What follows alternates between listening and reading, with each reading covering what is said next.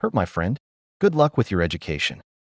Back in the before times when the internet was still a new thing with lots of potential, I was enrolled at my local junior college. A little into the semester, I moved in with my GF so we could both save on rent. I will call my girlfriend Lucy for the purposes of this post. One night, Lucy says she invited a friend from one of her classes for a game night. Sounded good to me. We invited a couple of other friends, and it was a really fun night. Surprisingly, it turned out her friend, Sarah, was someone I knew from high school. We weren't close friends, but we knew each other and got along fine. After that night, Sarah was invited over pretty frequently for dinner, game nights, or to watch a movie. She even brought her boyfriend over a couple of times. I'll call him Jay, but he never quite fit in. He would be quiet or standoffish. Wouldn't engage much, and just seemed like he never wanted to be there. It was clear no one really felt comfortable having him there, but we invited him to be polite to Sarah. Fortunately, he only came over 2 or 3 times and found an excuse to refuse every other time. A month or 2 after this all started, Sarah called my GF crying and asked if she could come over. Of course, we said yes. The story that was relayed was Jay was getting very upset with Sarah for coming over to our place so frequently and accused her of cheating on him.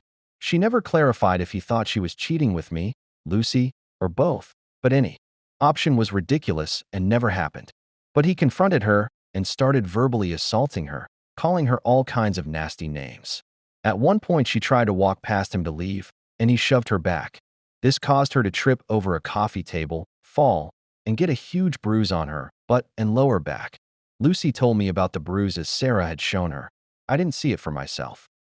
Sarah swore up and down that he had never physically assaulted her before, and she believed it was just an accident, but I was pissed. I wanted revenge. You don't mess with my friends, and you don't assault women. I wanted to beat the crap out of him, but while I'm a very big guy, I've never been in a fight and am not a violent person, but a revenge plan formed in my mind. At the time, I was working in the administration building of the school as a student employee. As part of my job, I could access anyone's student records, their fees, and their class schedule.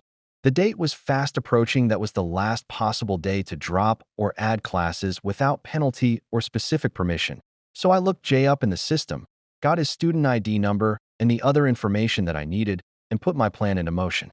On the last day to change schedules, I used the dedicated enrollment phones in the administration building. Internet class scheduling wasn't a thing that was set up yet, and canceled all of his classes. Not only that, but I went through and added every class I could find that had a course fee. If you owed a debt at the school, you couldn't get copies or your transcripts or anything else. Something that I didn't mention was that Jay was a foreign student and couldn't stay in the country if he wasn't enrolled with a certain number of units. I wish I could give more info about the fallout, but as I didn't want to get this traced back to me, I didn't tell anyone, nor did I pull up his records again for quite a while. I did get a little payoff though. Sarah was really worried about seeing him again. She had broken up with him the night after he pushed her, as they had an English class together on Tuesdays. She said that on Tuesday he was there, but there was also someone new standing in the class.